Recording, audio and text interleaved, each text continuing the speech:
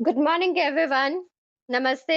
सत श्री अकाल दोस्तों। मैं एक बार फिर से आप सबके बीच में आ चुकी हूँ और आज जो है हम लोग कुछ अलग सीखेंगे, कुछ नया सीखेंगे और उम्मीद कर रही हूँ कि आप सभी एक्साइटेड हो उसको सीखने के लिए। आई होप कि आपको टॉपिक तो नहीं पता चला, लेकिन अभी कुछ ही देर में आपको वो टॉपिक भी पता चल जाएगा जिसके ऊपर में आज हम जो है वो डिस्कस करेंगे। कई कई बार ऐसा होता है कि कुछ टॉपिक्स को हम अगर सरप्राइज रखें तो बेहतर रहता है, राइट? तो ये सेशन मैंने पहले भी लिया है, लेकिन कुछ लीडर्स उस सेशन को मिस कर गए थे। बट मैं चाहूंगी कि आज एक बार फिर से आप जो है इस सेशन को रिपीटेड आप सुने। ये रिकॉर्ड यहाँ पर हो रहा है, हमारे पास में लाइव भी चल रहा है, यूट्यूब के ऊपर में भी चल रहा है। यस। तो अभी यहाँ पर मैं इसको इसीलिए लाइव कर रही हूँ बिकॉज ऑफ कि आफ्टर सेशन कई बार ऐसे होता है कि हमें वो चीजें अगर नहीं हम उसको नोट कर पाए या कुछ चीजें मिस हो गई तो आप जो है रिपीटेड उसको सुन पाए, राइट? तो चलिए देरी नहीं करेंगे, हम आज के सेशन को स्टार्ट करेंगे। तो एक बार फिर से मैं आप सबके बीच में आ चुकी हूँ और मेरे को चैट में बताइए कि कितने लोग जो हैं वो रेडी हैं। Good morning sir, very good morning. Yes, अपना एक्साइटमेंट दिखाइए मेरे को चैट में जरा। कितने पर्सन आज जो है वो रेडी बैठे हैं और कितने लोगों जो है बिल्कुल इस टॉपिक को सुनने के लिए जो है वो रेडी हैं। क्या बात है। Ready ready ready. ओके, बहुत बढ़िया। तो चलिए, हम लोगों के बीच में स्टार्ट करने से पहले मेरे को एक बार ये बताओ कि नए पार्टिसिपेंट्स कितने हैं? बिल्कुल नहीं, जिनको मैं बोलूँ कि क्रिप्टो इंडस्ट्री के अंदर में वो बिल्कुल फ्रेश हैं। इससे पहले उन्होंने उसके अंदर में काम नहीं किया और यहाँ पर वो बिल्कुल फ्रेशर हैं। तो उनको अगर नॉलेज नहीं है तो हम किस तरीके से उनके लिए ये स्पेशली होगा। तो मेरे को यहाँ बता सकते हो कि कितने पर्सन्स यहाँ पर जो हैं वो बिल्कुल क्रिप्टो इंडस्ट्री के अंदर में फ्रेशर है? क्योंकि आज जो मैं आपको टॉपिक के ऊपर मैं बात करने जा रही हूँ ना, वो बेसिक चीजें होंगी, क्रिप्टो को लेकर के ही होंगी कि हमारे पास में ये एक्चुअल में इंडस्ट्री है क्या, इसका क्या हिस्ट्री रहा है, क्या फीचर रहे हैं, क्या-क्या चीजें इसके अंदर में और आ रही हैं, क्या हमारा यहाँ पर फ्यूचर है या नहीं। जिस तरीके से मैं बोलती हूँ कि अगर हम अदर प्लेटफॉर्म के अंदर में बात करते हैं, हमें उनकी सारी हिस्ट्री के बारे में पता होता है या हम उनको बोल सकते हैं कि पूरे उनकी जानकारी रखना बहुत ज्यादा जरूरी हो जाता है। तो अगर हम क्रिप्टो इंडस्ट्री के अंदर में वर्क करें तो क्यों करें, इसके पीछे का ऐसा रीजन क्या है? यस, कितने हैं नए पर्सन्स मेरे को जरूर से बताइएगा। ओके, बिल्कुल फ्रेशर हो, बहुत बढ़िया। देखो यहाँ पर बताने में कोई झिझक नहीं होनी चाहिए कि हमें आता है नहीं आता है, राइट? अभी 8 महीना हुआ है, कोई बात नहीं। बहुत सारी चीजें ऐसी भी होती हैं जो शायद हम नहीं जानते, लेकिन हम उसको जो है वो अगर ऐसे ही जूम कंडक्ट करें या फिर हम उसको सेल्फ सर्च करें तो बहुत सारी चीजों की हमें जानकारी हो जाती है। तो चलिए मैं यहाँ पर जो है स्क्रीन शेयर करूंगी। प्रेशर हो अभी, कोई बात नहीं, बिल्कुल आप जो है वो सेशन को अटेंड कीजिए। यहाँ पर अभी मैं आपके पास में स्क्रीन शेयर करूंगी।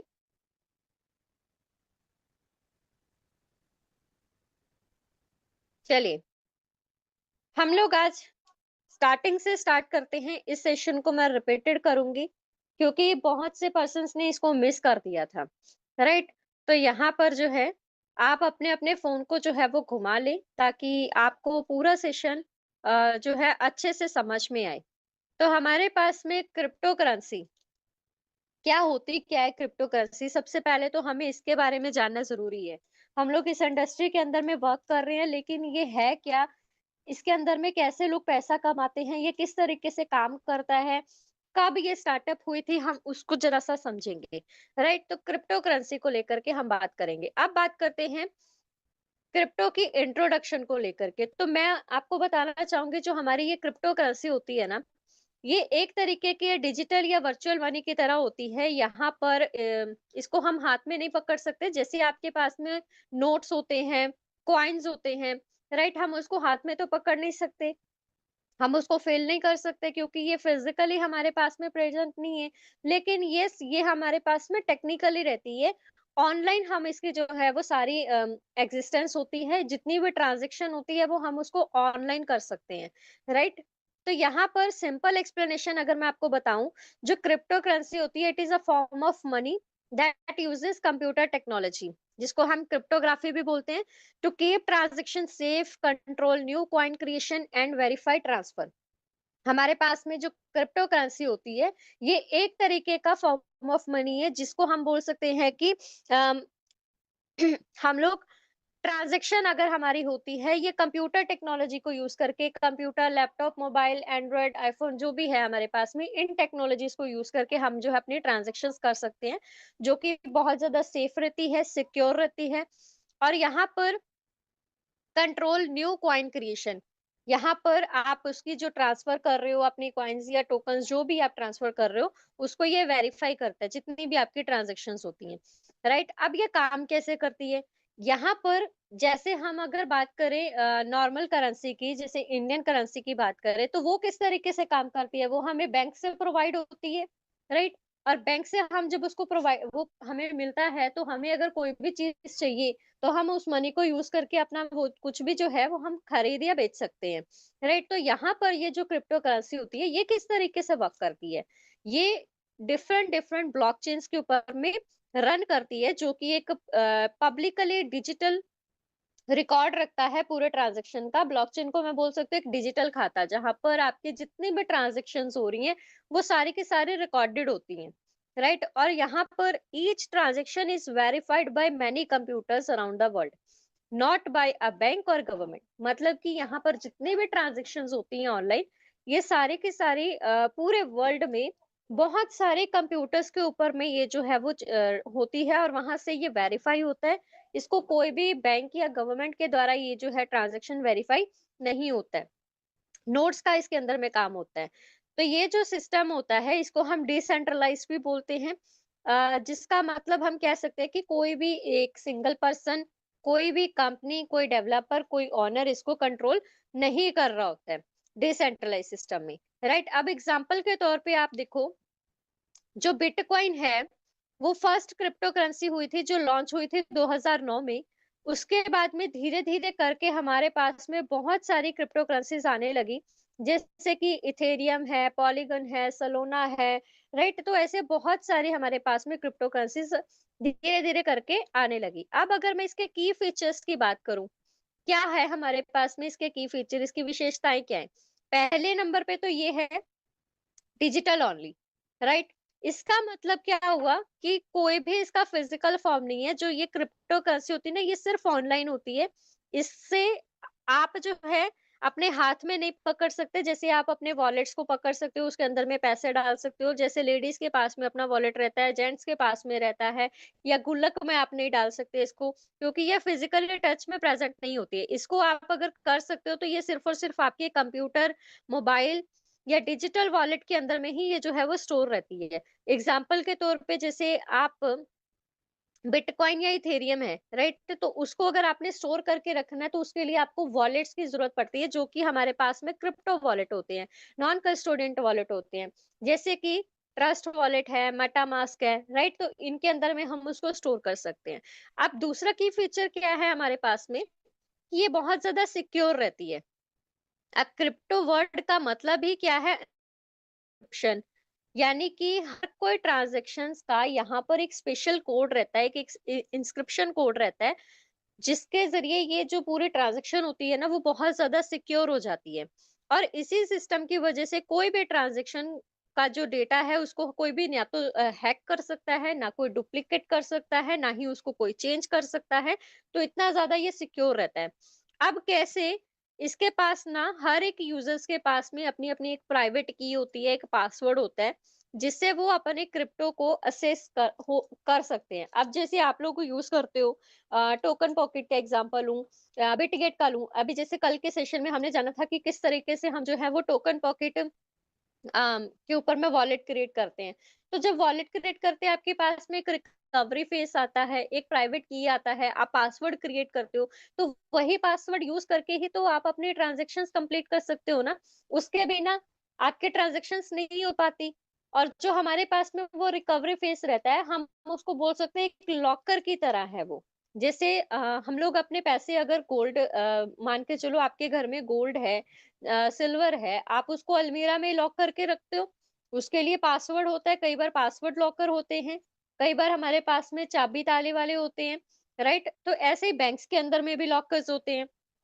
तो इसके अंदर में क्या होता है ना, यही वॉलेट होते हैं, इनका जो लॉकर होता है, ये इनकी जो कीज़ होती हैं, वो यही होती है कि जो हम पासवर्ड सेट करते हैं, जो वॉलेट क्रिएट करते हैं, जो हमारे पास में वो 12 डिजिट रिकवरी फ्रेज़ रहता है, वो सारी चीज़ें, राइट? प्राइवेट की होती है। तो ये बहुत ज़्यादा सिक्योर सिस्टम है, कोई भी पर्सन आपके यहाँ पर वॉलेट के अंदर में ऐसे एक्सेस नहीं ले सकता है। डिसेंट्रलाइज़्ड है, डिसेंट्रलाइज़ का मतलब क्या है कि कोई नो सिंगल अथॉरिटी, मतलब कि अभी जैसे अगर मैं बात करूँ, हमारे पास में इंडियन करेंसी है, रुपीस की बात करूँ, यूएसडीटी की बात करूँ, यूएसडी की बात करूँ, ये ट्रेडिशनल पैसे हैं, जिनको कौन कंट्रोल कर रहा है, बैंक्स या गवर्नमेंट कंट्रोल करते हैं। लेकिन क्रिप्टो करेंसी में क्या होता है कि कोई भी सेंट्रल अथॉरिटी नहीं होती है, यानी कि इसको कोई कंट्रोल करने वाला नहीं होता है। अभी अगर मैं आरबीआई की एग्जांपल लूं, हमारे पास में पूरे इंडिया में जितने भी बैंक्स हैं, उन सबको कौन कंट्रोल कर रहा है? RBI, reserve bank of India, right? तो यहाँ पर जितना भी उसके उन सभी बैंक्स के अंदर में डेटा रहता है, या उनको पैसे सप्लाई करने हैं, या वहां पर कुछ कुछ भी चीजें होती है, पूरा का पूरा कंट्रोल जो है वो गवर्नमेंट के हाथ में है, राइट? तो यहाँ पर क्रिप्टो करेंसी के अंदर में जो सेंट्रलाइज्ड सिस्टम होते हैं, वहां पर कंट्रोल रहता है, लेकिन डिसेंट्रलाइज्ड में इनका कोई कंट्रोल नहीं रहता, कोई अथॉरिटी नहीं रहती। आपकी जितनी भी ट्रांजैक्शंस होती हैं वो पीयर टू पीयर, यानी कि पी टू पी परचेज होती हैं, यानी कि डायरेक्टली आप सेंडर को जो आप सेंडर हो, आप डायरेक्टली रिसीवर को जो है वो डायरेक्टली बेच सकते हो। ऐसे ही अ, जैसे आपने किसी को भेजा, वो भी आपको जो है वो वापस से ट्रांसफर भी कर सकते हैं। तो ये जो सिस्टम है, ये एक साथ नंबर ऑफ नोड्स के ऊपर में, मतलब नंबर ऑफ कंप्यूटर्स के ऊपर में ये जो है वो चल रहा होता है। अगर कोई एक ट्रांजैक्शन या किसी एक कंप्यूटर के अंदर में कोई फेलियर आ जाता है, कोई डिफॉल्ट आ जाता है, मान के चलो कोई भी नेटवर्क इश्यू आ जाता है या कुछ भी हो जाता है, तो वहां पर आपकी जो नेटवर्क है, अ, वो फेल भी हो गया, तो ये नेटवर्क के ऊपर में फिर भी काम करता है। वो वहाँ पर कोई भी ट्रांज़ैक्शन के साथ में ऐसा छेड़छाड़ नहीं होती, क्योंकि एक साथ बहुत सारे कंप्यूटर्स के ऊपर में ये रन कर रहा होता है। बहुत सारे नोट्स के ऊपर में, जिसको हम नोट्स भी बोलते हैं, राइट? अब ये क्या है, ट्रांसपेरेंट है, ओपन फॉर एवरीवन, मतलब कि जितनी भी आपने ट्रांज़ैक्शंस की हैं, वो पब्लिकली ब्लॉकचेन पर रिकॉर्ड रहती है। जो कि हमारे पास में एक डिजिटल खाता है, वहाँ रिकॉर्ड रहती है, और आप जो है उनको देख सकते हो कि हमारे पास में ये ट्रांजैक्शन हुई है, कौन से टाइम पे हुई है। अब जैसे अगर मैं ब्लॉकचेन एक्सप्लोरर की बात करूं, जैसे कि ईथर स्कैन है या ब्लॉकचेन डॉट कॉम के ऊपर में जाकर के आप जो है ये सारी की सारी वॉलेट की जितनी ट्रांजैक्शंस हैं, कि कितना क्रिप्टो किया है, कितना आया है, उसकी आप जो है वो जाकर के चेक कर सकते हो। तो यहाँ पर इस सिस्टम में कंप्लीटली ट्रांसपेरेंट होता है और कोई भी फ्रॉड के चांसेस नहीं होते हैं। तो यहाँ पर आप समझ सकते हो कि कितना ज्यादा सिक्योर है, ट्रांसपेरेंट भी है लेकिन सिक्योर भी है, राइट? अब बात करें नेक्स्ट के फीचर की, तो वो आता है हमारे पास में फास्ट एंड ग्लोबल, मतलब कि ये जो है हमारे पास में पूरे वर्ल्ड वाइड यूज हो रहा है। ऐसा नहीं है कि सिर्फ और सिर्फ एक ही कंट्री में यूज हो रहा है, पूरे वर्ल्ड में यूज हो रहा है। कोई बॉर्डर या बैंकिंग आवर्स नहीं होते हैं इसके अंदर में। अब क्यों नहीं होते, देखो मान के चलो आज अगर इंडिया में दिन है, तो ये पूरे वर्ल्ड में चल रहा है, तो कोई ऐसी कंट्री होंगी जहां पर रात भी होगी।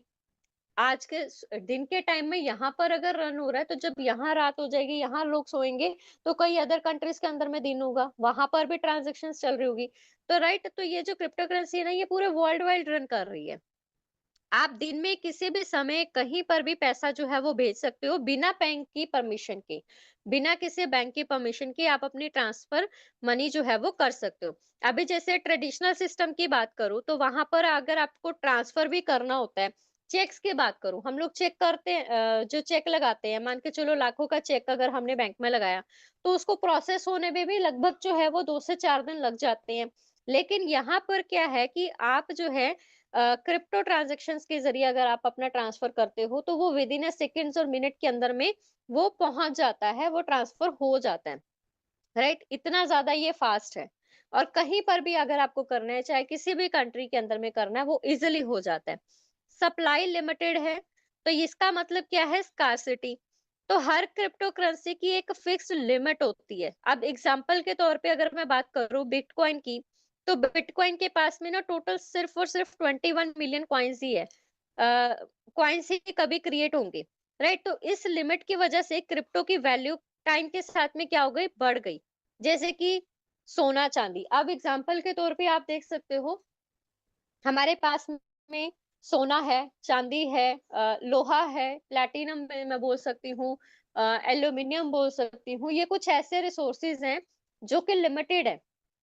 पेट्रोल की बात करूँ, डीज़ल की बात करूँ या फिर कोयले की बात करूँ, है ना? तो ये कुछ ऐसे रिसोर्सेज़ हैं जो कि लिमिटेड रिसोर्सेज़ है, जो कि इतना नहीं है कि अनलिमिटेड है, राइट? तो यहाँ पर इन चीज़ों की वैल्यू आज के डेट में अगर बढ़ी है, तो क्यों बढ़ी है? क्योंकि ये लिमिटेड है।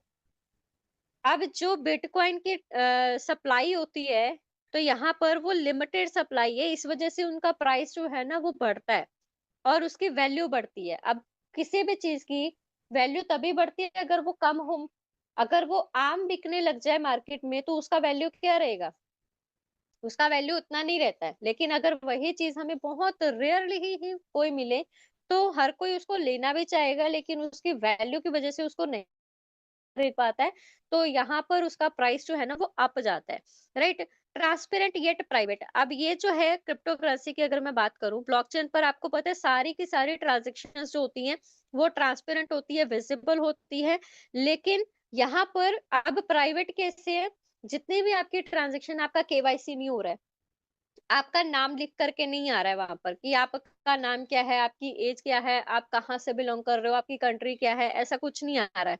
वहां पर क्या होता है ना, आपके वॉलेट एड्रेस होते हैं, जो कि कुछ नंबर्स, कुछ डिजिट्स में ऐसे लिखा होता है, उसमें 58A7S B6 CAWR, ऐसे कुछ कैपिटल में कुछ स्मॉल में, इस तरीके से आपके पास में एक ना वॉलेट एड्रेस होता है, जिसके ज़रिए आपकी सारी ट्रांज़ैक्शंस होती हैं, तो यहाँ पर आपकी प्राइवेसी मेंटेन होती है। यहाँ पर कोई भी आपसे पर्सनल डिटेल से नहीं माँग रहा होता, आपकी प्राइवेसी मेंटेन हो जाती है। नेक्स्ट अगर मैं बात करूँ इर्रिवर्सिबल ट्रांज़ैक्शंस की, तो एक बार जब ट्रांज़ैक्शन ब्लॉकचेन पर रिकॉर्ड हो जाती है, तो उसे कैंसल या मॉडिफाई नहीं किया जा सकता। यानी कि अब आपको पता है कि एक ही टाइम पे ब्लॉकचेन के ऊपर में अगर ये चल रहा होता है, तो एक ही टाइम पे कितने सारे कंप्यूटर्स के ऊपर में रन कर रहा है। यहाँ पर फ्रॉड होने के चांसेस बहुत ज़्यादा कम होते हैं। अगर मान के चलो कि सिस्टम में कोई डबल टाइम डुप्लीकेट हो भी जाता है, तो डुप्लीकेसी को ये जो है वो बचाता है, क्योंकि वहां पर वेरीफाई हो जाता है कि सेम ही तो नहीं एंट्री वहां पर फिल हो गई। क्योंकि अगर आप एग्जांपल के तौर पे लो, अगर बैंक्स में अगर कोई पर्सन काम करता है और गलती से उनके सेम एंट्री जो है वो उन्होंने डाल दी, 2 बार डाल दी, तो वहां पर पैसे का जो है बैलेंस शीट जो होती है ना वो बिगड़ जाती है। तो यहाँ पर इस चीज को ये बचा के रखता है। यहाँ पर ऐसे जो फ्रॉड सिस्टम होते हैं उससे हमें बचत हो जाती है, राइट? तो ये थे हमारे पास में इसके पूरे फीचर। अब अगर मैं बात करूँ इसकी हिस्ट्री की, तो सबको पता होना चाहिए कि हमारे पास में क्रिप्टो करेंसी की हिस्ट्री क्या है। जैसे अगर मैं कॉइन्स की रुपीस की बात करूँ, तो हम लोगों ने स्टार्टिंग में अगर शुरू किया था, बार्टर सिस्टम आया था, चीज़ों के बदले चीज़ें देनी शुरू की थी। फिर धीरे-धीरे करके राजा-महाराजाओं के टाइम पे सिक्कों का होना शुरू हुआ। अनाज देते थे, फिर उसके बाद में सिक्के आने शुरू हुए। सोने के थे, फिर चांदी के आए, फिर उसके बाद में लोहे के सिक्के आने शुरू हुए। उसके बाद में धीरे-धीरे करके फाइट करेंसीज़ का यूज़ होना शुरू हुआ। फाइट करेंसीज़ जिसको हम बोल सकते हैं नोट्स। जैसे कि पहले पैसे में आया, उसके बाद में कुछ 2 पैसे, 1 पैसा, 5 पैसे, 10 पैसे, 20 पैसे, फिर ₹1, ₹2, ₹5 ऐसे करके नोट्स आने शुरू हुए। अब धीरे-धीरे करके फिर ज़माना चेंज हुआ, तो फिर वहाँ पर कार्ड्स आने शुरू हुए। एटीएम कार्ड्स की अगर मैं बात करूँ, क्रेडिट कार्ड, डेबिट कार्ड, इन कार्ड्स की यूज़ करना शुरू हुआ। फिर थोड़ा टाइम और आगे चले, तो वहाँ पर उनके पास में क्या आना शुरू हुआ, हमारे पास में यूपीआई सिस्टम शुरू हो गया। यानी कि अगर हम अपने ट्रांज़ैक्शंस करते थे तो यूपीआई सिस्टम के ज़रिए करते थे और आज भी हमारे पास में गूगल पे है, फ़ोन पे है, और भी बहुत सारी एप्लीकेशंस हैं। इंटरनेट बैंकिंग की अगर मैं बात करूँ, हर बैंक ने अपनी-अपनी इंटरनेट बैंकिंग जो है वो खोल रखी है, जिससे आप ईज़िली मनी को ट्रांसफ़र कर सकते हो। ऐसे ही ना क्रिप्टो की भी एक हिस्ट्री है, तो उसको हम थोड़ा-सा जानें। यहाँ पर इसको समझने से पहले, आगे कंटिन्यू से करने से पहले मेरे को आप थोड़ा-सा ये बताइए कि जितना भी मैं आपको बता रही हूँ, क्या उसमें आप बोर तो नहीं फ़ील हो रहे? आपको समझ में तो आ रहा है ना सारी चीज़ें? जो भी मैंने अभी चीज़ें बताई, अभी आपको मैंने क्रिप्टो के बारे में बताया, उसकी फीचर्स के बारे में बताया।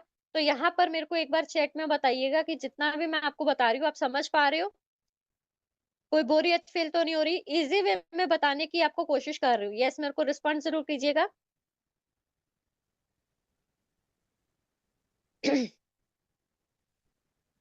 ओके, क्लियर है सबको?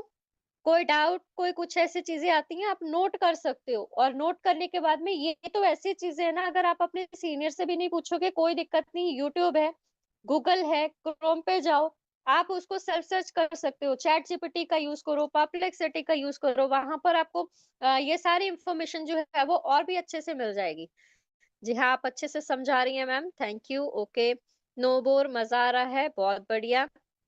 ऐसा ही होना चाहिए, देखो लर्निंग में जब हम पूरा ध्यान लगा के काम करते हैं, ये सुनते हैं ना, बस मजा ही आता है। तो आगे हम बात करते हैं हिस्ट्री की। तो इसकी हिस्ट्री क्या रही है उसको थोड़ा सा डिटेल में जाने। जैसे मैंने अभी आपको कॉइन्स के बारे में बताया, पैसे की हिस्ट्री के बारे में बताया, अब इसका हिस्ट्री देखिए। ये स्टार्टअप अगर हुआ था 1990 की, अगर मैं बात करूं, तो यहाँ पर डिजिटल मनी जो होता था ना, एक सपना था। यानी कि इंटरनेट आया था, नया-नया आया था, वहाँ पर लोगों ने ज़्यादा उसको अभी अप्लाई भी नहीं करना शुरू किया था। तो कुछ साइंटिस्ट और प्रोग्रामर्स ये चाहते थे कि क्यों ना हम कुछ एक ऐसा सिस्टम को बनाएँ, जहाँ पर बैंक्स की इन्वॉल्वमेंट ना हो, वो यहाँ पर इन्वॉल्व ना हो, और फिर भी हम अपनी जो पेमेंट है, उनके बिना इन्वॉल्वमेंट के ट्रांसफर कर पाएँ ऑनलाइन। क्योंकि इंटरनेट जो है वो अभी नया-नया आया था, तो उसका यूज़ करें। तो वहाँ पर उन्होंने कुछ एक्सपेरिमेंट्स भी किए, जैसे कि डिगी कैश के बारे में। उन्होंने जो डिगी कैश एक बनाया था, ये एक डेविड चम ने इसको बनाया। फिर उसके बाद में E gold, B money, bit gold. लेकिन ये जो इतने सारे एक्सपेरिमेंट किए ना, ये सारे के सारे फेल हो गए, क्योंकि सिस्टम ने सिक्योरिटी प्रॉब्लम जो होती थी ना, वो हैक हो जाता था, वहाँ पर सिक्योरिटी प्रॉब्लम रहती थी, आपका डेटा हैक हो रहा था। तो फिर धीरे-धीरे करके लोग सोचने लगे कि शायद बिना बैंक के कोई डिजिटल पैसा कभी पॉसिबल हो ही नहीं सकता है। लेकिन ये भ्रम भी टूटा। 2008 की अगर मैं बात करूँ, बिटकॉइन का जन्म हुआ। अक्टूबर 2008 में एक डॉक्यूमेंट किसी एक पर्सन ने वहाँ पर इंटरनेट के ऊपर में अपलोड कर दिया, और उसका नाम था व्हाइट पेपर, जो कि 9 पेजों का व्हाइट पेपर रहा है। और ऑथर का नाम वहाँ पर था सतोशी नाकामोटो, जो कि आज तक नहीं जानता कि ये पर्सन कौन है, ये इंसान है, ये कोई ग्रुप है, ये क्या है। और वहाँ पर ये जो डॉक्यूमेंट अपलोड किया गया था, उसका टाइटल था Bitcoin a peer to peer electric cash system. इसमें लिखा था कि एक ऐसा सिस्टम जहां पर लोग सीधा एक दूसरे को पैसा भेज सकते हैं, बिना किसी भी बैंक के इन्वॉल्वमेंट के। अब जो लोग सपना देख रहे थे ठीक उसके कुछ साल पहले कि हम कुछ ऐसा सिस्टम बनाए जहां पर हमारी जो है वो ट्रांजैक्शन हो पाए, हम पैसा भेज पाए इंटरनेट के जरिए ऑनलाइन, जहां पर कोई बैंक की इन्वॉल्वमेंट ना रहे, तो वो सपना उनको पूरा होता हुआ दिखाई दिया। वो एक जो व्हाइट पेपर वहां पर पोस्ट हुआ ना, उसने पूरी दुनिया को हिला के रख दिया। तो यहाँ पर 2009 में क्या हुआ, बिटकॉइन नेटवर्क स्टार्ट हुआ। फिर जनवरी 2009 में सतोशी ने बिटकॉइन सॉफ्टवेयर को लॉन्च किया। उन्होंने फर्स्ट ब्लॉक में किया, फर्स्ट ब्लॉक माइन किया, जिसे हम बोल सकते हैं जीनियस ब्लॉक कहते हैं। अब रिवार्ड मिला 50 बिटकॉइंस का। यानी कि जब उन्होंने अपनी पहली ब्लॉक माइन की थी, तब उनको रिवार्ड मिला था 50 बिटकॉइन का। तो यही सबसे पहला क्रिप्टो क्रिएशन था उस टाइम पे, जो हमारे पास में ये स्टार्टअप हुआ था। तो पहली जो ट्रांजैक्शन हुई थी, वो सतोशी ने की थी, और ये इस हेल्प इन्हीं को ये बिटकॉइन भेज करके, मतलब एक पर्सन ने दूसरे पर्सन को जब ये भेजा था, तो ये पहली ट्रांजैक्शन वहां पर रिकॉर्ड हुई थी। तो 4th नंबर पे हमारे पास में अगर मैं बात करूँ, फिर धीरे-धीरे करके हमारे पास में ब्लॉकचेन का जन्म हुआ, जिसको हम बोल सकते हैं कि बिटकॉइन का दिमाग। यानी कि इसके पीछे ना, बिटकॉइन के पीछे एक टेक्नोलॉजी है जिसको हम ब्लॉकचेन बोलते हैं, और ये क्या है ना, एक लेज़र की तरह काम करता है, या फिर एक बोल सकते हो कि डिजिटल खाता है, जहाँ पर आपकी सारी ट्रांज़ैक्शंस जो है ना, वो रिकॉर्ड होती है, लिखी जाती है, राइट? कि मतलब कि आपने कितना क्रिप्टो भेजा है, किसको भेजा है, कौन से समय पे भेजा है। तो वहाँ पर वो जो है किसी का नाम मेंशन नहीं होता था, लेकिन एड्रेसेस वहाँ पर होते थे। तो पूरा जितना भी यहाँ पर ट्रांज़ैक्शन होता था ना, वो इस ब्लॉकचेन में हो रहा था। लेकिन ये रजिस्टर सबके पास एक कॉपी में होता है, एक ओरिजिनलिटी में नहीं होता है, एक कॉपी में होता है। कोई एक बंदा अगर गलती से लिखता है तो सिस्टम सब कॉपीज को चेक करता है। मतलब मान के चलो कि इतनी सारी कॉपीज आपके पास में अवेलेबल है ब्लॉकचेन की, ओरिजिनलिटी में तो नहीं है, और नंबर ऑफ कंप्यूटर्स के ऊपर में चल रहा है। अगर कोई ऐसी बाय डिफॉल्ट कोई गलती से भी ट्रांजेक्शन हो जाती है, तो ये क्या करता है ना, सारे के सारे सिस्टम्स के अंदर में वेरीफाई करता है, जिससे आप बोल सकते हो कि कोई भी गलत ट्रांजैक्शन या कोई गलत एंट्री अगर आ जाती है, तो वो उसको ऑटोमेटिकली रिजेक्ट कर देता है। डुप्लीकेसी वहां पर नहीं आती किसी एंट्री की, राइट? तो यहाँ पर इसका ये सीधा सीधा मतलब हुआ कि ब्लॉकचेन आने पर ये जो चीटिंग वर्ड है, ये फ्रॉड वर्ड है, ये होना इम्पॉसिबल हो गया। इसीलिए क्रिप्टो सिक्योर और ट्रस्टियस है, राइट? तो यहाँ पर इसके ऊपर में हम ट्रस्ट कर सकते हैं। अब बात करें 2010 की, तो बिटकॉइन की पहली वैल्यू यहाँ पर मार्केट में यूज हुई। एक किस तरीके से यूज हुई, जिस पर्सन के पास में बिटकॉइन थे, तो हम जैसे नॉर्मल करेंसीज की बात करूं, हम लोग अगर कोई चीज खरीदना चाहते हैं, हम क्या करते हैं, पैसा देते हैं और वो चीज खरीद लेते हैं। लेकिन यहाँ पर भी उस हिस्ट्री में क्या हुआ कि पहली वैल्यू क्रिएट हुई 2010 में, एक जो है 2 पिज्जा खरीदे गए। 2010 में बिटकॉइन से कुछ खरीदा गया, यानी कि 2 पिज्जा। एक प्रोग्रामर ने क्या किया, 10,000 बिटकॉइन दे दिए सिर्फ और सिर्फ 2 पिज्जा लेने के लिए। तब बिटकॉइन की जो वैल्यू थी वो कुछ ही पैसों में थी, यानी कि 0.0019 या 17 पैसे के नियर बाय उसके बराबर थी। तो आज वही 10,000 बिटकॉइन अगर आप देखो तो उसकी वैल्यू कितनी है, हजारों में उसकी वैल्यू है, राइट? फिर धीरे धीरे करके हमारे पास में 2011 से 2015 की अगर मैं बात करूं, जब लोगों को पता चला कि हम इस करेंसी से कुछ चीजें खरीद भी सकते हैं, बेच भी सकते हैं, इसकी ऑनलाइन ट्रांजैक्शन इतनी सिक्योर है, सेफ है, ट्रांसपेरेंट है, यहाँ पर आपकी प्राइवेसी बनी हुई है, डिसेंट्रलाइज सिस्टम है। तो यहाँ पर फिर 2010 से 15 की बात करूँ ना, नए-नए कॉइन्स जो है वो मार्केट में आने लगे, नए प्रोजेक्ट्स आने लगे। तो बिटकॉइन के बाद लोगों ने नए कॉइन्स बनाए, जैसे कि लाइट कॉइन की बात करूँ, 2011 में बनाया गया, जिसको अगर जाना जाता है फास्ट वर्जन भी बोल सकते हैं बिटकॉइन का। रिपल आया 2012 में, जो कि बैंक्स ट्रांसफर के लिए माना जाता है। इथेरियम फिर आया हमारे पास में 2015 में, जो कि स्मार्ट कॉन्ट्रैक्ट यानी कि डिसेंट्रलाइज्ड एप्स के लिए जाना जाता है। इथेरियम ने क्रिप्टो को सिर्फ एक डिजिटल मनी से ज्यादा पावरफुल सिस्टम बना दिया, राइट? तो यहाँ पर आप समझ सकते हो कि फिर कितने सारे कॉइन्स या टोकन्स अवेलेबल होना शुरू हो गए। उसके बाद में 2016 से 20 के अंदर में एक ऐसा सिस्टम आया, जब कुछ लोगों ने बहुत ज्यादा प्रॉफिट अर्न किया, और कुछ लोगों ने बहुत ज्यादा लॉस भी यहाँ पर झेला। तो बूम एंड क्रैश दोनों हुआ। 2017 में क्या हुआ था, बिटकॉइन ने हिस्ट्री बनाई, जब उसका प्राइस जो है वो लगभग $20,000 तक चला गया। सोच के देखो, सिर्फ और सिर्फ कुछ पैसों में उसका प्राइस था, लेकिन $20,000 में उसका प्राइस जो है वो चला गया। तो यहाँ पर बहुत सारे लोग जो है लॉस में भी गए थे, प्रॉफिट में भी गए थे, कुछ लॉस में गए तो उनकी अपनी मिस्टेक्स के कारण गए थे, राइट? अब वहां पर मार्केट क्रैश हो गया था। तो इस टाइम पे बहुत सारे, जब मार्केट क्रैश हुआ, तो लोगों ने बहुत सारे कॉइन्स या टोकन्स को क्रिएट करना शुरू किया, जिसमें से कुछ तो जेन्युइन थे, और कुछ जो है स्कैम करने वाले निकले, मतलब कि स्कैम भी हो रहा था वहां पर। तो 2020 से लेके अब तक का अगर मैं आपको बताऊं, तो क्रिप्टो करेंसी जो है वो मेन स्ट्रीम बन गया है। 20 के बाद में तो कंपनीज, बड़ी बड़ी कंपनीज, एमएनसीज हो गई, बड़े बड़े रिच पर्सन्स हो गए, राइट? उन सब ने यहाँ पर नई इन्वेस्टमेंट करनी शुरू कर दी इसके अंदर में, क्रिप्टो के अंदर में। जैसे एलन मस्क की बात करूँ तो उन्होंने बिटकॉइन और डॉज कॉइन का नाम लिया, जिससे बूम आया। उसके बाद में अब दुनिया भर में क्रिप्टो एक्सचेंजेस हैं, बाइनेंस है, कॉइनबेस है, क्रिप्टो जॉब्स हैं, ब्लॉकचेन प्रोजेक्ट्स आ चुके हैं, एनएफटीज आ चुके हैं, डैफी सिस्टम है, मेटावर्स सिस्टम आ चुका है, और इवन गवर्नमेंट्स ने भी जो है अपने डिजिटल करेंसीज को बनाना स्टार्ट कर दिए। तो ये आप देख सकते हो इसका कितना बड़ा यहाँ पर एक जर्नी रहा है, एक हिस्ट्री रहा है। तो जिस भी पर्सन को क्रिप्टो की नॉलेज नहीं है ना, वो आज यहाँ पर समझ जाओ कि कितनी सारी हमारे पास में चीजें यहाँ पर हो रही है। अब अगर मैं आगे बात करूं इसके टाइप्स की, जैसे मैंने आपको बोला ना कि इतने सारे हमारे पास में क्रिप्टो करेंसीज आ रही हैं, तो थाउजेंड्स ऑफ क्रिप्टो करेंसी आज की डेट में हमारे पास में अवेलेबल है, राइट?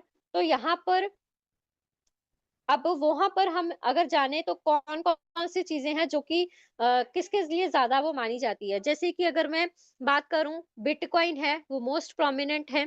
उसके बाद में इथेरियम आया, अभी मैंने आपको बताया कि वो स्मार्ट कॉन्ट्रैक्ट की उसकी फंक्शनैलिटी की वजह से जाना जा रहा है। रिपल जो है वो यूज हो रहा है क्रॉस बॉर्डर पेमेंट्स के लिए। लाइट कॉइन आ रहा है वो फास्टर ट्रांजेक्शन के लिए। तो यहाँ पर जो क्रिप्टो करेंसीज है ना, उसको भी डिवाइड किया गया अलग अलग पार्ट्स में, उनकी फंक्शंस के जरिए, उनके यूजेस, उनकी टेक्नोलॉजीज के बेसिस पे, राइट? तो अब उनके पार्ट्स क्या है, सबसे पहला पॉइंट आता है हमारे पास में बिटकॉइन, जिसके बारे में अभी मैंने आपको सारी इंफॉर्मेशन प्रोवाइड की, कैसे वो आया था, क्या चीजें थी, किसके द्वारा ये स्टार्टअप हुआ था, इसका मेन पर्पस क्या है। ये एज अ डिजिटल गोल्ड जो है वो इसका मेन पर्पस है काम करना, सेविंग और इन्वेस्टमेंट के लिए। और इसकी सप्लाई जो है वो लिमिटेड है, राइट? तो ये जो इसका फीचर है वो फुली फुली डिसेंट्रलाइज है, यानी कि कोई गवर्नमेंट इसको कंट्रोल नहीं कर रही। उसके बाद में सेकंड पॉइंट है हमारे पास में, सेकंड टाइप है ऑल्ट कॉइन्स। अब बिटकॉइन के अलावा जितने भी कॉइन्स हैं हमारे पास में, अल्टरनेटिव कॉइन्स हैं, वो सारे के सारे क्या हैं, ऑल्ट कॉइन्स हैं। अब ये है क्या, इनको अलग अलग टाइप्स में जो है वो डिवाइड किया गया, ऑल्ट कॉइन्स को भी, उनके फीचर्स, उनके नेटवर्क, उनके पर्पस के बेसिस पे। अब जैसे बात करें, इथेरियम है, स्मार्ट कॉन्ट्रैक्ट के जरिए यूज हो रहा है, वो उसलिए जाना जा रहा है डिसेंट्रलाइज्ड ऐप के जरिए। लाइट कॉइन जो मैंने अभी ये सारी चीजें आपको बताई, अब इनका पर्पस क्या है कि हमें जो है सिस्टम की स्पीड को, प्राइवेसी को, या उनकी यूजेबिलिटी को कंपेयर करते हैं बिटकॉइन के जरिए। तो इनका ये पर्पस रहता है कि हम उसको कैसे इंप्रूव कर सकते हैं, सेम एज जैसे बिटकॉइन है। अब ऑल्ट कॉइन के अंदर ही सबसे पहला एक पार्ट आता है स्टेबल कॉइन का, राइट? तो स्टेबल कॉइन क्या है हमारे पास में, what they are, crypto currencies that are linked to real world assets like the US dollar और gold to maintain a stable value, right? तो यहाँ पर स्टेबल कॉइन क्या होती है, जैसे कि मैं बोल सकती हूँ कि क्रिप्टो करेंसीज के अंदर में ये रियल वर्ल्ड एसेट होता है, जैसे कि यूएस डॉलर है, गोल्ड है, उनकी वैल्यूज को स्टेबल करने के लिए। अब एग्जाम्पल के तौर पे अगर मैं आपको बताऊं कि क्रिप्टो करेंसीज क्या होती है ना, वॉलेटाइल होती हैं, हर दिन उनका प्राइस जो है वो बदलता रहता है। इस प्रॉब्लम को टैकल करने के लिए स्टेबल कॉइन आए थे। और स्टेबल कॉइन को सपोर्ट मिलता कहाँ से है, रियल वर्ल्ड एसेट से, जैसे कि गोल्ड हो गया, फाइट करेंसीज हो गया। सो इसी वजह से ये जो कॉइन है वो स्टेबल रहते हैं। अब जैसे एग्जांपल के तौर पे मैं बात करूं तो एथर की एग्जांपल लेते हैं। यहाँ पर यूएसडीटी लिखा हुआ है, यूएसडीटी। तो यहाँ पर जो तेथर है यूएसडीटी, 1 यूएसडीटी किसके इक्वल हो जाएगा, 1 US डॉलर के इक्वल। अब अगर मैं ओरिजिन की बात करूं, रीजन एलजीनेस में, तो हम लोगों के पेयरिंग किसके साथ है, डाई के साथ है, अ, जो कि एक स्टेबल कॉइन है। यहाँ पर आप देख सकते हो एग्जांपल के तौर पे भी लिखा हुआ है डाई। तो स्टेबल के यहाँ पर है। अब हम लोग यूएसडीटी, अगर एलजीनेस टोकन की बात करूं, उसके प्राइस किसके इक्वल रहता है, वो हमारे डाई के इक्वल रहता है। जब भी आप डिसेंट्रलाइज्ड एक्सचेंज के ऊपर में जाओगे या डेटा एग्रीगेटर्स के ऊपर में जाओगे, आपको प्राइस दो देखने को मिलेंगे, एक तो एलजीएनएस टोकन का प्राइस और एक डाई के अंदर में उसका क्या प्राइस है, तो वो ऑलमोस्ट सेम रहता है। तो स्टेबल कॉइन्स क्या होती हैं, डिसेंट्रलाइज्ड होती हैं, सिक्योर होती हैं, और फास्ट ट्रांजेक्शन हमें ये जो है वो प्रोवाइड करती है। ये इसका बेसिकली पर्पस रहता है। तो यानी कि प्राइस स्टेबिलिटी को मेंटेन करने के लिए ट्रेडिंग में, और यहाँ पर सारी ट्रांजेक्शन्स ये सेफ रहती है बिना कोई बिग प्राइस चेंजेस के, राइट? नेक्स्ट अगर मैं बात करूं हमारे पास में टोकन्स। अब स्टेबल ऑल्ट कॉइन का सेकंड टाइप आता है टोकन। टोकन क्या है? Tokens are not separate blockchain. They are built on existing blockchains like Ethereum और BNB chain. अब tokens हमारे पास में कैसे आते हैं? ये जो होते हैं ना, ये ब्लॉकचेन से सेपरेट नहीं होते। जिसकी खुद की ब्लॉकचेन होती है ना, उन्हीं के ही यहाँ पर एक बोल सकते हो एक पार्ट होता है जो इसका यूज होता है। अब लोग जो है क्रिप्टो करेंसीज को ही स्टार्ट कर देते हैं बोलना कि वो टोकन है, बट इनके अंदर में एक छोटा सा डिफरेंस होता है। क्रिप्टो करेंसीज क्या होती है ना, ये यूज की जाती है पीयर टू पीयर ट्रांजेक्शन्स करने के लिए, लेकिन टोकन्स जो होते हैं ये पीयर टू पीयर भी यूज होते हैं, लेकिन इसके अदर यूजेस भी हैं। राइट, अब उसकी अगर मैं बात करूं, जैसे कि टाइप्स ऑफ टोकन की बात करूं, तो यहाँ पर हमारे पास में आपको दिख रहा होगा यूटिलिटी टोकन लिखा हुआ है, गवर्नेंस है, सिक्योरिटी टोकन है। तो यस, ये इनको हम वन बाय वन करके समझेंगे ये क्या है। अब इसका बेसिकली पर्पस क्या होता है, ये पेमेंट्स को, रिवॉर्ड जो हमें मिल रहे हैं, या फिर वोटिंग सिस्टम जो हो रहा है, जो असेस मिल रहा है हमें क्रिप्टो करेंसीज के इकोसिस्टम के अंदर में, राइट, तो उन सब पर्पस, उन सब यूजेस के लिए ये जो है वो यूज किए जाते हैं टोकन। अब अगर इनके टाइप्स की अगर मैं बात करूं, सबसे पहले हमारे पास में टाइप आता है यूटिलिटी टोकन। तो हमने ऑल्ट कॉइन के भी दो टाइप्स को समझा, कौन कौन से थे हमारे पास में, स्टेबल कॉइन एंड टोकन। अब हम टोकन के आगे टाइप्स को समझेंगे। सबसे पहले आ रहा है हमारे पास में यूटिलिटी टोकन। तो यूटिलिटी टोकन क्या है? अभी जैसे इथेरियम की एग्जांपल की तरह हम इसको समझते हैं। ये टोकन किसी क्रिप्टो प्रोजेक्ट या ऐप के फीचर को यूज करने के लिए काम आते हैं। इनका मेन पर्पस होता है सर्विस या प्रोडक्ट को एसेस देना।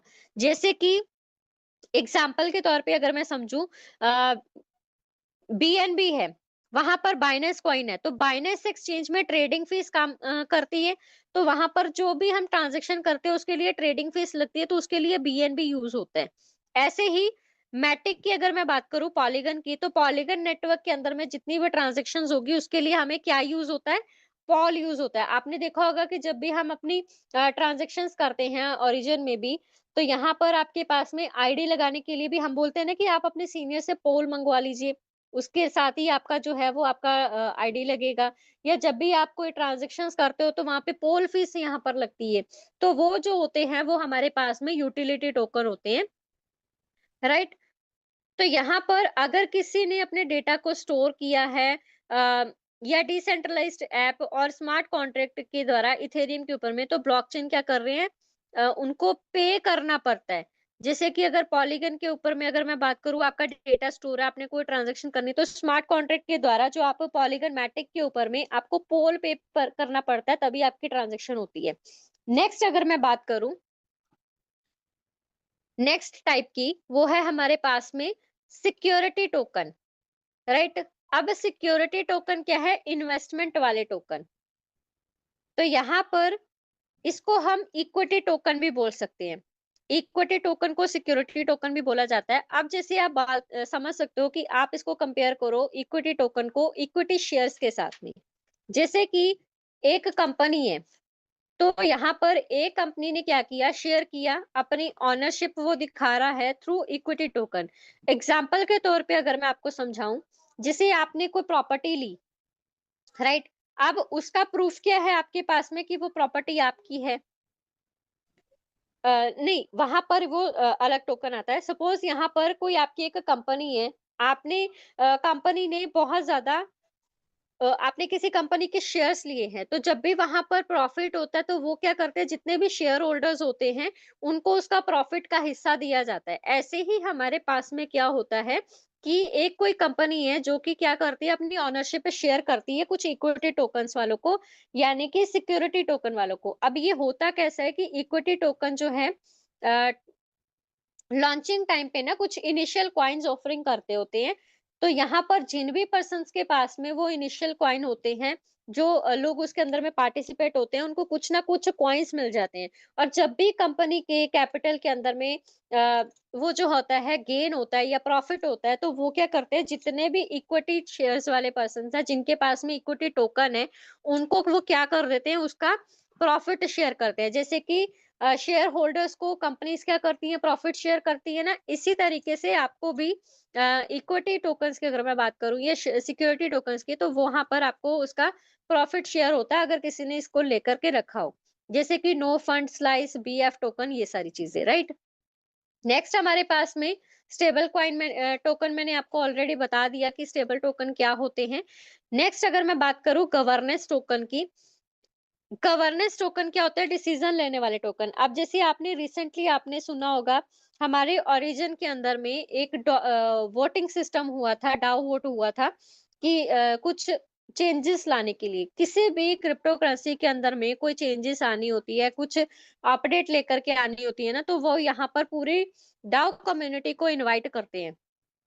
तो वहां पर उन सभी लोगों को, उन टोकन्स को अगर हम बोलते हैं कि उसका यूज करके वहां पर लोग उसके अंदर में पार्टिसिपेट करते हैं, फिर वोटिंग करते हैं, और वोटिंग के हिसाब से जिसका सबसे ज्यादा निकलता है उसी के बेसिस पे वहां पर डिसीजन लिया जाता है। तो ऐसे वाले टोकन्स जो होते हैं उसको हम गवर्नेंस टोकन भी बोलते हैं।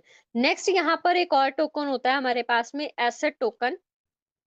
एसेट टोकन में क्या आता है हमारे पास में कि जैसे आपकी कोई प्रॉपर्टी है, राइट, तो आपने उस प्रॉपर्टी को क्या किया, खरीदा या बेचा, आपकी क्या उसके अंदर में वो है, आप पहचान क्या रहती है कि आपके पास में वो जो प्रॉपर्टी है वो आप ही की है। तो यहाँ पर उसके लिए क्या होता है ना, रजिस्ट्री लगी होती है, जिससे आपका क्लैरिटी हो जाता है कि आपके पास में रजिस्टर्ड जो है वो आपकी प्रॉपर्टी आपके नाम है।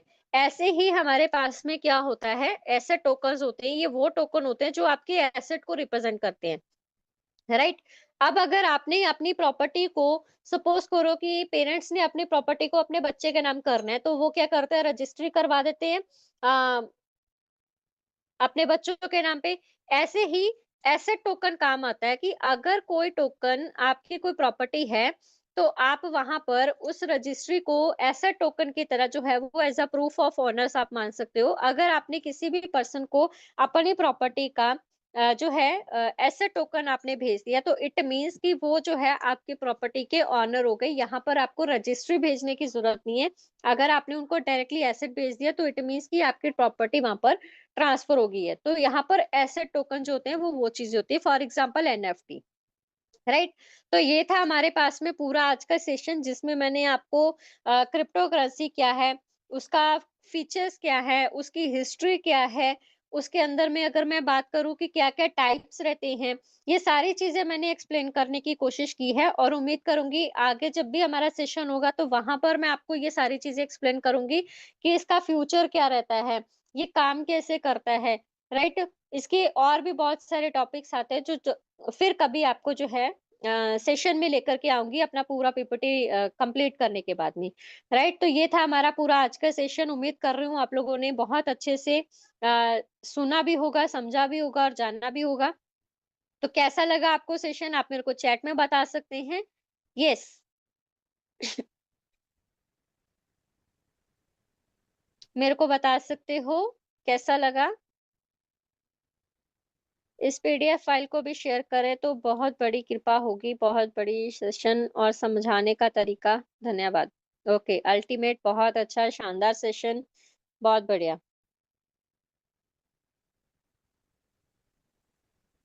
चलिए, बहुत अच्छा लगा जान करके कि आपको ये जो सेशन है वो बहुत अच्छे से समझ में आया। मैंने जितने भी फ्रेशर्स हैं उनसे पूछना चाहूंगी कि अब आपको थोड़ी बहुत नॉलेज मिली क्रिप्टो के बारे में, क्या होता है क्रिप्टो, क्या इसका हिस्ट्री है, क्या ये यहाँ पर हमारा काम करना सेफ है, सिक्योर है। बहुत बढ़िया, माइंड ब्लोइंग, बहुत अच्छा, बहुत अच्छा। Thank you.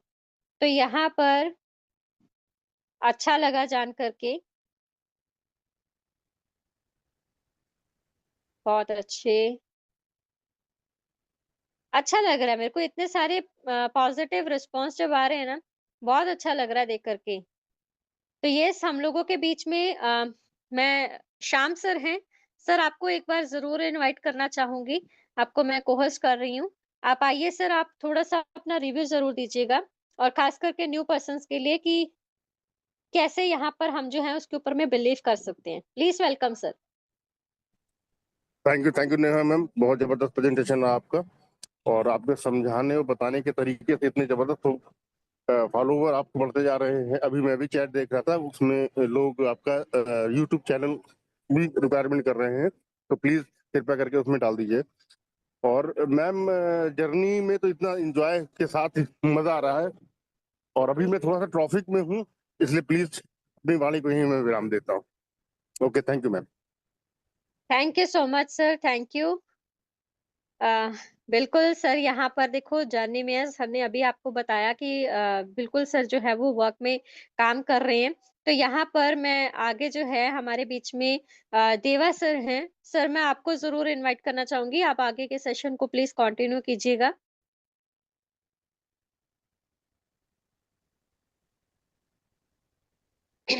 I think sir भी थोड़ा-सा ट्रैवलिंग में हैं, कोई दिक्कत नहीं है।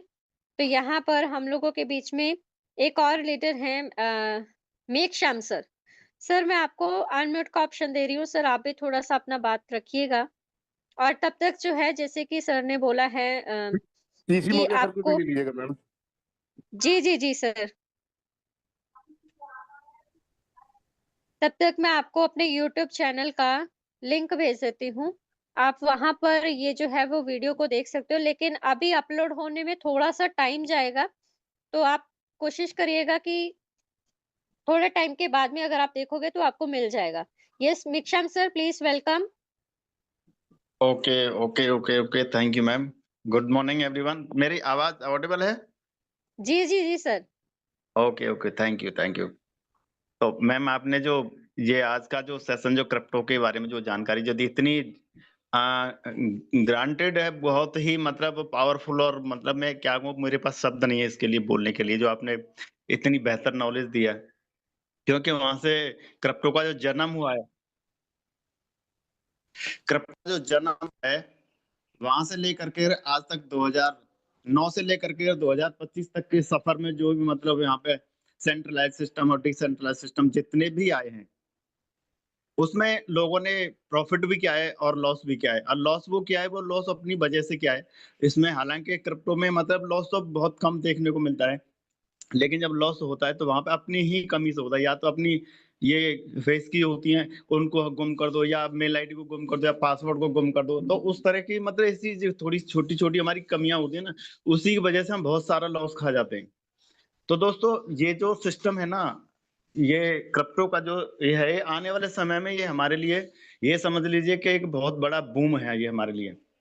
और हमारे तमाम ऑल ओवर वर्ल्ड में ये सिस्टम जो चल रहा है, और अमेरिका जैसे देशों में तो मतलब कई कंट्री ऐसे हैं जिनमें मतलब ये लीगल तरीके से करेंसी की तरह यूज हो रहा है। जैसे हमारे इंडिया में नोट नोट यूज हो रहे हैं, इस तरह से अलग कई कंट्रियों में ये जो मतलब जो क्रिप्टो जो है ऐसे ही यूज होते हैं, लेन देन भी हो रहा है उसमें, हर तरह का ट्रांजेक्शन हो रहा है। तो इस चीज पे इतना बिलीव करने वाली बात तो ऐसी है कि बिलीव तो आप नहीं करोगे तो आने वाले समय में आपको जबरदस्ती करना पड़ेगा।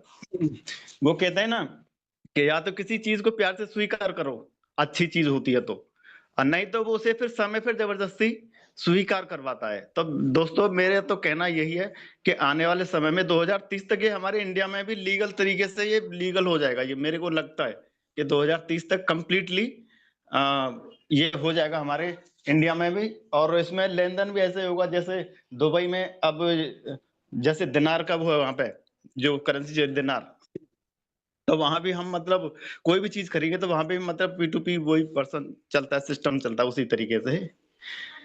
तो इसमें कुछ भी देख लीजिए आने वाले समय में। और हमारे पास जो ये ओरिजिन का जो सिस्टम है, एलजीएनएस का कॉइन है, तो दोस्तों ये तो ये समझ लीजिए कि हमारे पास में एक ऐसा है कि ईश्वर ने हमको एक वरदान के रूप में दे दिया। इसमें आप चाहे टीम के साथ में वर्क कर लो, चाहे अपना इन्वेस्ट करके वर्क कर लो, कैसे भी कर लो, जैसे आप चाहो वैसे। इसमें हर तरह से आपको प्रॉफिट ही प्रॉफिट मिलेगा, लॉस नाम की कोई भी चीज नहीं है। और इसमें एक दिन मैंने एक सर हैं वो बता रहे थे कि किसी को समझा रहे थे ऐसे ही, तो वो उन्होंने समझाने वाले से पूछा कि भैया इसमें सबसे मतलब कमजोर पॉइंट क्या है। तो उन्होंने बोला कि इसमें सबसे कमजोर पॉइंट यही है कि ये यहाँ पे मतलब आपका जो बैलेंस है वो मतलब इसमें लॉकिंग नहीं होती उसकी, आपके बैलेंस की कितना भी बैलेंस हो, चाहे उसमें 1000 हो, चाहे 10,000 हो, चाहे 1 लाख हो, चाहे 1 करोड़ हो, जितना भी आपका बैलेंस हो, उसमें मतलब लॉकिंग नहीं होती। सिर्फ जब स्टार्टिंग करोगे तो 16 घंटे की लॉकिंग होती है और उसके बाद में फिर वो ओपन हो जाता है। जब चाहे जब निकाल लो, जब चाहे जब डाल लो और जितना चाहो स्टेकिंग पे लगाओ। तो इसमें बहुत सारी ऐसी वो है, देखने के लिए जानकारियाँ हैं और बहुत सी चीज़ें हैं देखने को हैं, सोचने के लिए, सीखने के लिए हैं।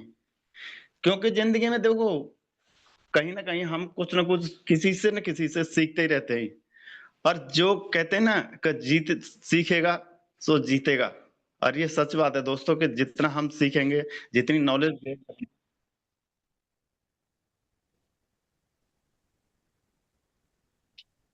हेलो? जी, जी, जी, सर। हाँ, मैडम फ़ोन आ गया था अभी थोड़ा-सा। मैं अपनी वाणी को यहीं विराम दूँगा, एक इमरजेंसी कॉल आ रही है, थोड़ा-सा माफ़ी चाहूँगा। कोई बात नहीं सर, कोई बात नहीं। ओके। Thank you. तो यहाँ पर सर बहुत अच्छी आपको बातें बता रहे थे और मैं चैट भी पढ़ रही हूँ। देखो मैंने आपको अपना यूट्यूब का चैनल का जो लिंक है वो आपको शेयर कर दिया है। आप प्लान वीडियो चाहते हो, आपको वहाँ पर सारी वीडियोज़ मिल जाएँगी। आज का वीडियो भी आपको वहाँ पर मिल जाएगा, राइट? तो यहाँ पर थोड़ा अपलोड होने में टाइम लगेगा लेकिन इवनिंग तक आपको ये सारा वीडियो वहाँ पर अवेलेबल हो जाएगा, right? So thank you so much. मैं अभी सेशन को यहीं पर वाइंड अप करना चाहूँगी और हम लोग जो है सॉरी आज इवनिंग में वापस से मिलेंगे ठीक 9 बजे के इस सेशन में। तब तक के लिए take care and good bye everyone. और उम्मीद कर रही हूँ कि आप जो है पूरे दिन में आप अच्छे से जो है अपनी पूरी टीम के साथ में बात करोगे और न्यू गेस्ट को लेकर के आओगे। So thank